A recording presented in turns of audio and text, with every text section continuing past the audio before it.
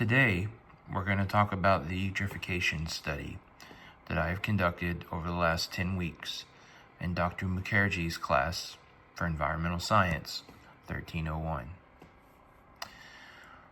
Eutrophication is a phenomenon that occurs when materials like nitrogen-rich fertilizer are washed into a nearby body of water, such as a river or a pond that's adjacent to farmland, specifically land that is used for growing crops. When this occurs, the oxygen levels in water deplete over time as the nitrogen fuels algae and other waterborne plants to grow, and limited resources begin to be consumed more and more by the vegetation. This leads to the death of fish and other animals who use the oxygen in that water for life. Because the fish die, animals that rely on the fish relocate to other areas or may die off on their own, and we're left with what is known as a dead zone, which is a vegetation-rich area that does not have any other wildlife in it. This water will also become green, very green in color, because the plants that spawn in it, such as the algae, begin to take over and do not leave much room for anything else.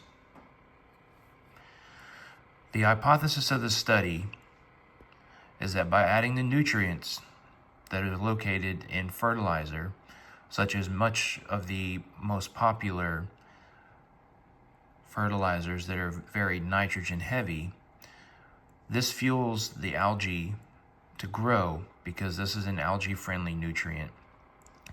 And this being in the water will increase eutrophication as well as turbidity, which means the ability to be able to see through it or not. The higher the turbidity, the less that one can see through the water. This decreases the oxygen levels and therefore decreases the ability for other wildlife, such as fish and other animals that use oxygen within the water and therefore have gills, to be able to live. So as we see, the DO over time has decreased in the control water as the pH balance has increased over time. This is over a 10-week period conducted in a lab within 2 tanks. Turbidity for the fertilizer has increased following an initial drop initially. As we see with the green dots, it was initially higher, it decreased, but then began to climb over time. Whereas turbidity for the control level, which did not have fertilizer located in it, started low and increased over a significant amount of time. As we see with the fertilizer water, the pH fluctuation occurred, as well as the turbidity, which increased rapidly as the pH began to drop. Because the pH began to drop, this became an area in which it was very positive for algae to grow, which led to a lower pH balance within the water.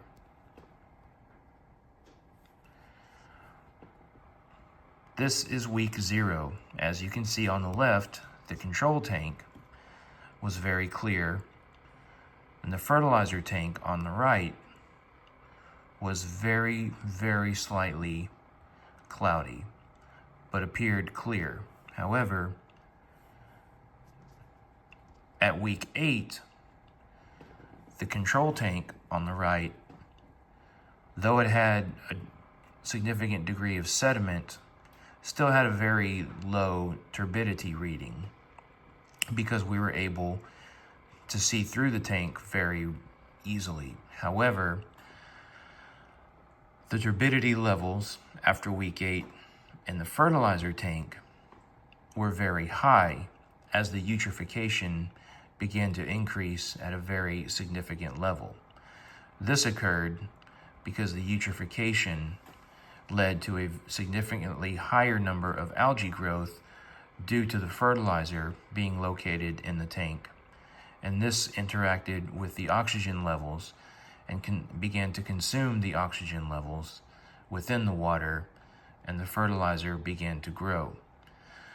Additionally, after week 8, the fertilizer tank was placed in a controlled area in which there was no sunlight being transmitted into the tank, And so, after week 10, we see the control level on the right, zooming in for better viewing, is showing that there was a decent amount of turbidity. However, zooming in on the fertilizer tank, the turbidity level is such that one cannot easily see through the water in the tank because the turbidity level has increased due to an advanced stage of eutrophication. Imagine this being a body of water in which aquatic life is trying to survive, and this would lead to a rather high chance that the inability to survive would be there.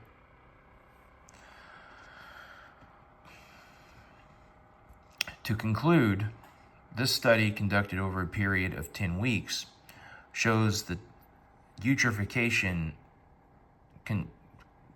composes a very significant danger to aquatic life because it is unable to survive when limited resources are being competed for. Therefore, it is very important that responsible fertilizer use, such as those with natural elements and not man-made, should be stressed. Additionally, everyone needs to be made aware of what can happen when we alter the landscape for human needs, such as agricultural use, and we need to share the landscape with others. This is very important. Thank you.